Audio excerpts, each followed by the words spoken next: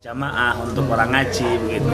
Musola itu mulai kurang tepat, mulai gak cukup.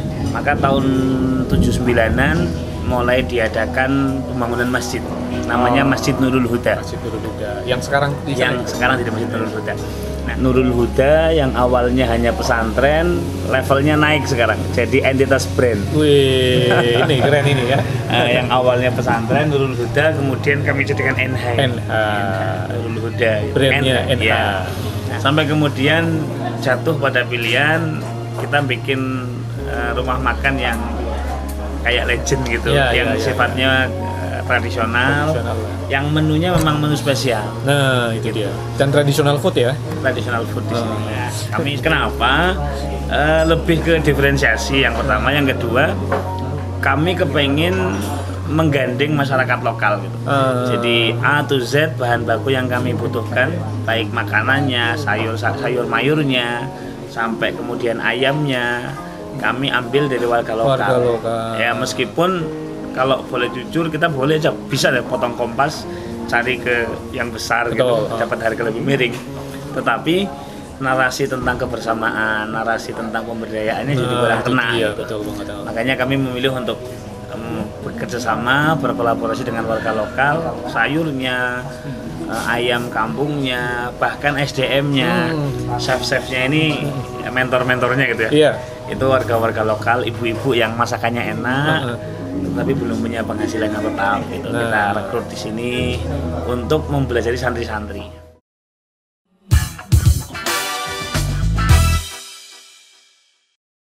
Untung saya. Nah, maka kami berkewajiban untuk membekali mereka bagaimana mereka nggak cuma punya ilmu agama, nggak cuma punya ijazah, tapi mereka juga punya soft skill. Bagaimana sih berentrepreneur gitu. Nah, maka yang kita rekrut di sini memang mereka-mereka yang sudah selesai di SMA. Jadi yang sudah SMP-nya selesai, SMA-nya selesai, mereka udah punya basic di kitab kuning gitu ya. Kan roman-romannya nggak lama lagi mereka nikah gitu. Nah, mereka kita rekrut di sini sehingga harapan kami setelah mereka pulang nanti ijazah udah punya, ilmu agama udah dapet, bagaimana dakwah ya udah belajar gitu. Nah, tentang menghadapi realita di dunia nyata mereka juga nggak gagap gitu. Masuklah ilmu entrepreneurnya. Betul. Nah, lebih dari itu kalau mau bahasa sudut pandang pesantren ya, hampir 6-7 tahun mereka kami biayai. Dan sekarang waktunya mereka untuk ikut berpikir, ikut menghidupi pondok juga. Pun demikian karena mereka sifatnya kerja ya. Kami kepengen bahwa karena ini bisnis ya kami kelola secara bisnis profesional ya. Artinya tetap ada hitungan gajinya tiap bulan. Meskipun kemudian ya mohon maaf, makannya, minumnya, tempat tinggalnya, bahkan internetnya masih kita tanggung. Nah, tetapi masih kita gaji. Harapannya adalah mereka bisa latihan menabung juga. Betul. Sehingga nanti pada saatnya pulang mereka udah punya tabungan. Wah, keren. Mau nikah, mau apa mereka udah punya. Masya Allah. Mohon doanya. Pondoknya gratis, biaya hidupnya sudah ditanggung pondok, dapat tempat usaha juga, belajar usaha dulu di sini ya. Mereka kan boleh saya simpulkan mereka di sini kerja, tetapi sebenarnya mereka sedang belajar berwirausaha kan, Gus. Nanti mentas dari sini mereka juga bisa punya wawasan bagaimana membuat nyambulungan 1, nyambulungan 2, nyambulungan dan seterusnya. Amin. Keren ini ya. Gitu. Ada rencana franchise, Gus? Mohon doanya. Iya. Dan yang kemudian menarik, hampir 5 bulan ini berjalan, tanah sebelah selatan ini juga tawarkan ke kami dengan konsep yang sama. Seperti ini. Terus barangkali mau digarap seperti itu. Nah, kira-kira apa rencana yang sudah berjalan sih? Kami sudah punya toko modern ya, Enhamart namanya. Yang buka 24 jam ya, Gus ya. Buka 24 jam promosinya. Buka 24 jam. Insya Allah di selatannya kami udah buka juga mie ayam dondoman. Itu juga berawal dari santri yang punya kreasi mie handmade gitu. Jadi santri ini punya kalian bikin mie ya, dan memang enak ya. Jadi itu nggak sengaja sebetulnya. Jadi awalnya ada acara gitu. Kebetulan yang bikin mie ini santri. Nah, semua yang hadir menyatakan enak. Akhirnya mental bisnis saya mulai muncul keluar lagi. nih. Wah, ini Kenapa? memang entrepreneur begitu itu. Lihat mie enak harus jadi usaha gitu ya. Alhamdulillah. Dan langsung eksekusi bikin brand, bikin merek begitu Gus ya. Iya, bikin merek. Kalau soal penamaan sih kami hanya nurut ke Gus Sabrul. Gus Kami Sabrul hanya yang menjalankan, punya ide, bikin narasi gitu. Nah, alhamdulillah kami buka hampir 2 minggu. Iya, belum 1 bulan ya. 2 minggu, alhamdulillah Sold out sangat. tiap hari ya. Alhamdulillah, mohon doanya. Keren ini. Lebih ke anu mas, saya punya mimpi bahwa kaum bersarung, santri itu nggak cuma jago ngomong soal agama. Iya. Yuk kita bicara tentang isu-isu sosial, isu pemberdayaan, isu ekonomi, itu juga bisa kok gitu. Wah, ini yang keren ini. Jadi ya saatnya ya para santri justru sarungan, pecian, tapi ngerti bisnis. Kenapa? Kalau saya lihat di pesantren kan belajar fikih muamalah juga. Betul sekali. Di sini aplikasi. Bahkan ini bisa jadi tempat belajar para teman-teman pelaku usaha supaya kita semua pelaku usaha tidak salah langkah dalam bermuamalah. Nah, ini kita bisa belajar nih di sini. Begitu Gus ya. Betul sekali. Dan kerennya ini manfaatnya makin luas. Tadi saya mendapatkan informasi yang keren dari Gus Sajid bahwa ayamnya saja, karena kan di sini pakai ayam umbaran yang memanfaatkan para warga sekitar yang memiliki ayam bisa supply ke sini ya. Ya. Mantap sekali. Terus satu lagi berapa ekor sih? Itu rahasia dapur. Keren banget ininya bulungan.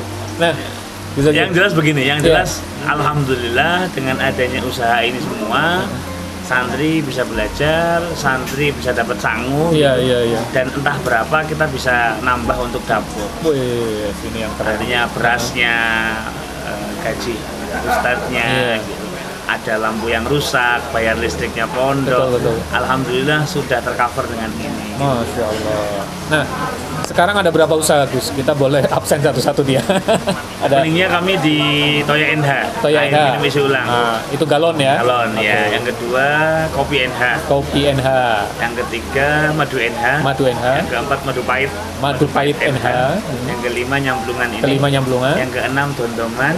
Mie ayam Dondoman. Next insya Allah kita mau bikin NH Mart-nya? NH Mart ya. NH Mart. Next kita mau bikin NH Barbershop. NH Barbershop. Insya Allah. Wah, ini keren ya. Untuk SDM sudah kami siapkan alhamdulillah. Kita bikin kelas tiap malam Kamis. Kelas untuk potong. Untuk barberman-nya. Oh, barberman-nya. Mohon doanya. Mantap kali ini ya, kata orang Medan, mantap kali ini. Nah, dari 7 ini sudah nih, Gus.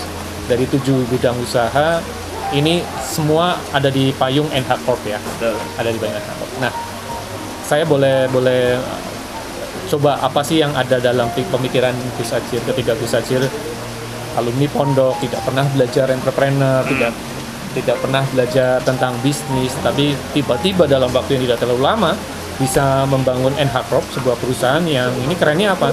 Sudah ada 7 bidang usaha di bawah NH Corp. Bisa seperti itu gimana Gus? Moga-moga nggak prematur. ini bisa nyalip teman-teman pengusaha yang lain ini loh. Gitu. Dalam konsep Islam itu ada seorang ulama namanya Habib Abdullah bin Awad al-Haddad. Beliau pernah hentikan bahwa yadullahi ma'al jamaah. Kekuasaan Allah, pertolongan Allah itu akan selalu membersamai mereka-mereka yang berjamaah. Berjamaah itu dalam konteks sekarang berkolaborasi, open minded, mau belajar gitu. Itu yang kemudian menginspirasi saya. Jujur ini semua bukan karena kehebatan saya, bukan karena saya pinter, enggak. Saya dibandingkan Mas Arik nggak ada apa-apanya lah. Mas Arik pemain lama. Saya kalah banyak sama ini. Mas Arik pemain lama, saya masih baru kencur. Pemain baru tapi udah langsung tek buka banyak. Sebetulnya saya termasuk orang yang selalu banyak mendengar dari orang. Termasuk dari Mas Arik saya belajar banyak hal tentang kesabaran, tentang ketekunan, tentang keuletan, tentang jangan terburu-buru. Itu saya belajar dari Mas Arik dan teman-teman pengusaha lain gitu kan. Setiap ketemu orang sih saya nggak cuma pengusaha ya. Saya mencoba untuk mengosongkan gelas. Mengosongkan gelas itu penting. Karena kalau gelas kosong ini kemasukan insya Allah banyak yang masuk. Tapi kalau udah isi luper Gus. Mungkin itu sih yang paling penting untuk menghadapi hidup. Iya. Akhirnya menjadi seorang entrepreneur. Kiai juga pengusaha gitu. Tersesat. Tersesat jadi pengusaha, mendadak jadi pengusaha.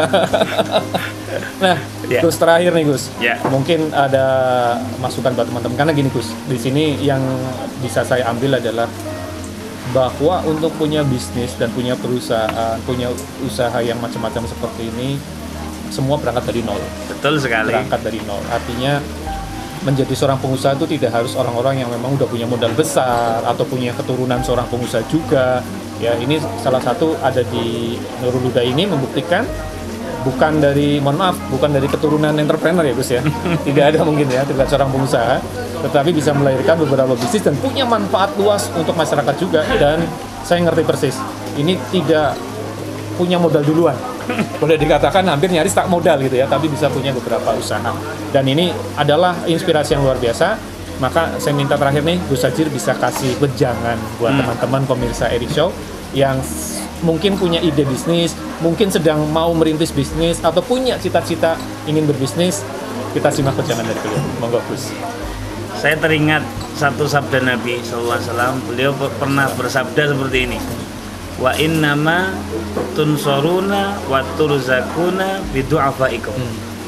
Jadi Nabi itu pernah mengasih motivasi kepada kita bahwa kita itu teman-teman akan diberi pertolongan oleh Allah, akan dibukakan akses rezekinya oleh Allah tatkala kita ini mau peduli, kita mau membersamai dengan orang-orang yang lemah. Jadi mohon maaf ketika ada orang yang mohon maaf mungkin kurang dianggap, mungkin nggak punya, ada di sekitar kita, itu sebenarnya aset untuk kita. Ya teman-teman pengusaha, yuk sebisa mungkin deh karyakan mereka. Iya.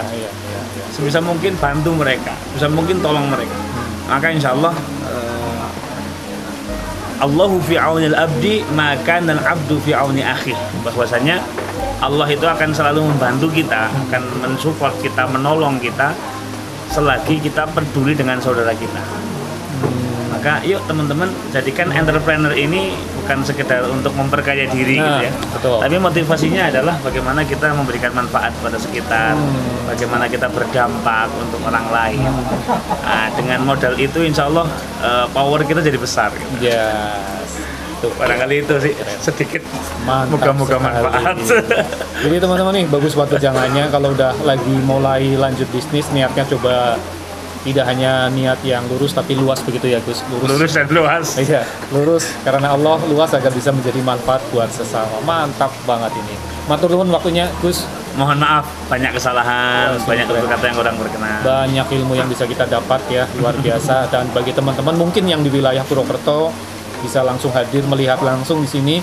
Ini di Warung Nyamplungan, lokasinya di Kompleks Pondok Pesantren Nurul Huda Langgong Sari. Ancar-ancarnya gampang, ban gede ya. Ada ban gede yang ke arah Cilongok, dari daerah Purwokerto ke Cilongok, nanti ketemu ban gede itu di Desa Langgong Sari. Belok kanan lurus aja. Nanti ada ketemu Warung Nyamplungan, di sebelahnya ada NH Mart 24 jam ya, minimarket 24 jam. Ada mie ayam dondoman, kemudian ada insya Allah dalam waktu dekat dibuka NH Barber ya, Gus ya. Barbershop ya. Bisa berkunjung ke sini dan ini tempatnya recommended karena nyaman sekali dan nuansa pondok tentunya itu yang bikin hatinya adem nih, makan enak, pikiran adem, hati adem. Amin. Terima kasih teman-teman, sekali lagi waktunya terima kasih Gus. Sama-sama, ya, moga-moga manfaat. Mau berbagi dengan teman-teman semua. Nah teman-teman, buat semua saja ya apa yang bisa kita ambil di sini mudah-mudahan sangat manfaat sekali dan bisa diaplikasikan. Dan jangan lupa apapun yang teman-teman lakukan niatkan untuk bisa menjadi manfaat buat sesama ya. Jika kita mau memudahkan urusan orang lain, yakin insya Allah Allah juga akan mudahkan urusan kita. Terima kasih. Assalamualaikum warahmatullahi wabarakatuh. Waalaikumsalam.